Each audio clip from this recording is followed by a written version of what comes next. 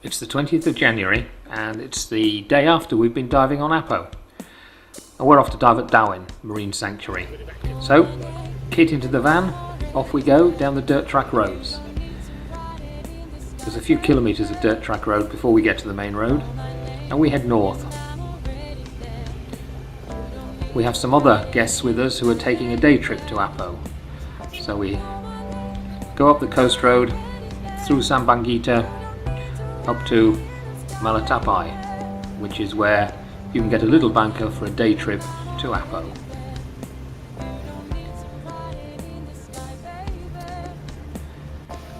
Here's the Coast Guard station. There's Apo. And I think our guests were Swiss or Swiss-German.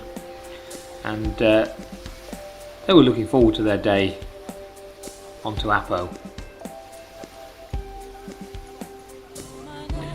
We get back in the van, head up a bit further north, pick up some air, and park up close to the beach. Get the kit out, start getting kitted up. Anna's refusing to talk to me, but since she's unpacking some of my kit, I can't complain really.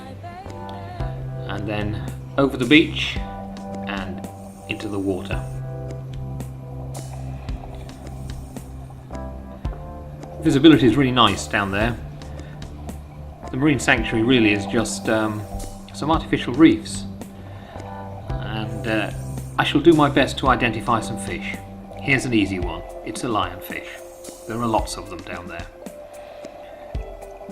but very interesting for a small little place. Lots of interest to photographers. So Anna was in her element and I enjoyed doing my bits of video. There's an old jeepney acting as a artificial reef, and here's a grouper. I couldn't quite identify it properly, so no doubt somebody will tell me exactly what it is.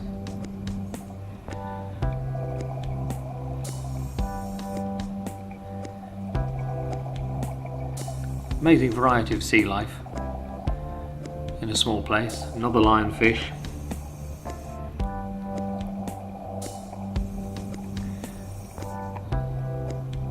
And here's some bubble coral. And if you look carefully, you'll see some little blue cleaner shrimps on the top.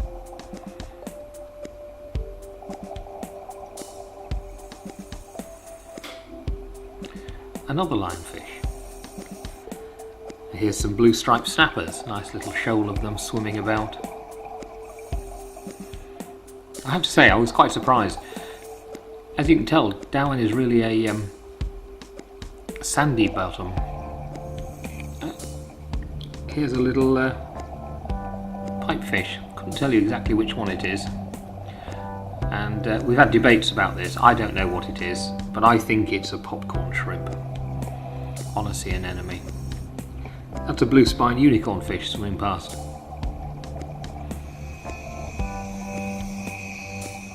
You can hear there, whilst Anna's amusing the aggressive Nemo, there's a boat passing overhead. It's probably an outboard motor with that sort of high-pitched squeak.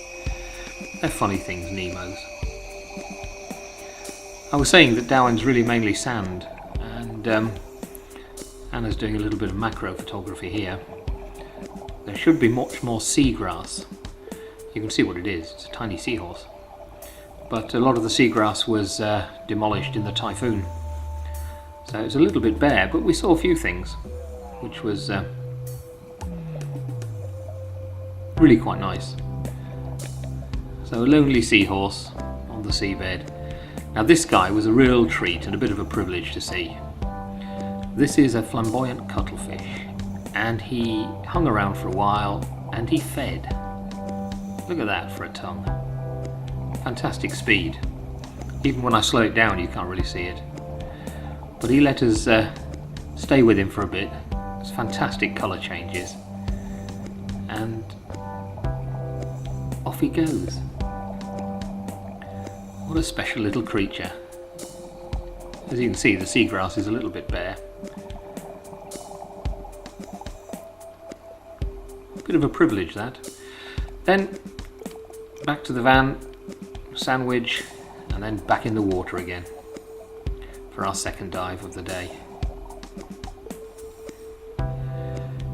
There's a nice shelving part of Dauin where you can hang around at 5 meters or so, and then it just has a really steep sort of 60-degree slope down to 30 meters, like here. Another of the larger lionfish. You can see how transparent the fins are. It's absolutely amazing. You see straight through them. Down at this depth there's very little colour. Most of the red lights disappeared. I was chasing him around a little bit, and he decided to take a swim towards Anna, who was completely oblivious to him while she was filming. This is a little black saddle toby having a feed. One of the artificial reefs here are a series of split tyres, which are quite good for sea life, really. I won't bother to tell you that's another lionfish. I think they're sweet lips swimming past there, and I think that is a 6-spot grouper. And what we've got in there are a couple of bannerfish. They're quite common, with a silver sweet lip in the background.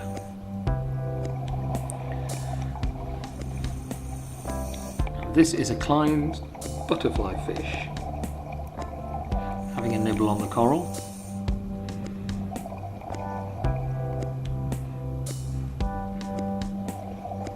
Another little black saddle toby hanging around. And a pair of climbed butterfly fish.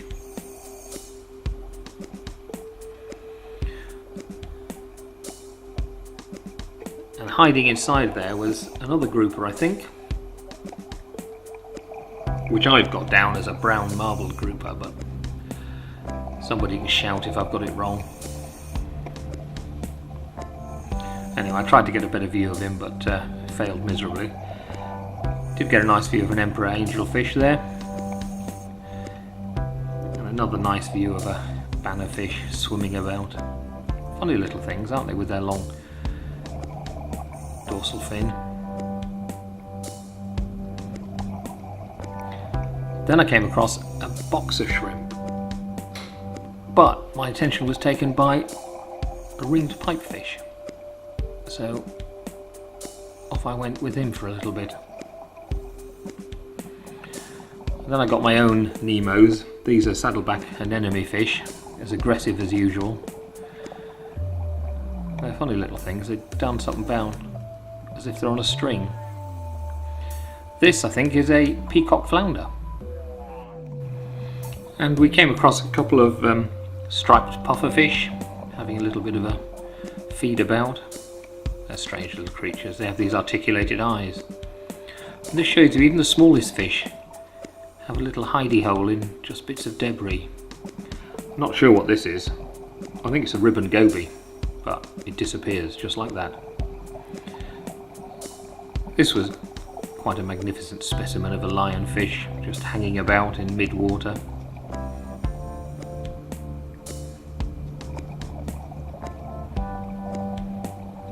Apart from being really quite poisonous and giving you a very nasty dose, they are quite spectacular.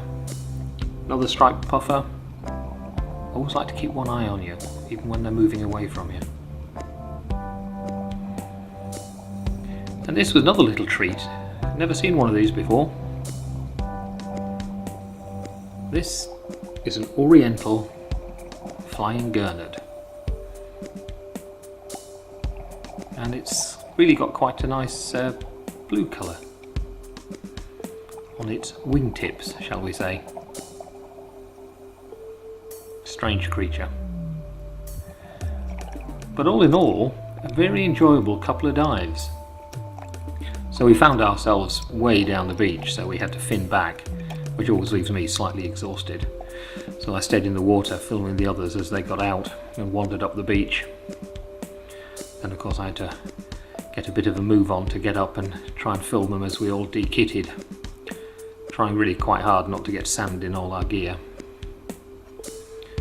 All the wet stuff goes into dry bags.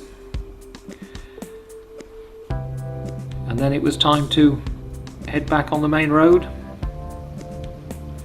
to pick up the other guests who were due back at 3:30 or something like that. And so we went our way south past the biggest cockfighting pit I've ever seen at Dauin. Magnificent stadium, unlike Malapascua, which is just a patch of ground. And here are the guys coming back from Apo. They seem to have enjoyed themselves when we talked to them. And then back down south, back to Kookoo's Nest for a beer and no doubt a delightful meal that the staff and Nikki have cooked. Brilliant day. Well worth it.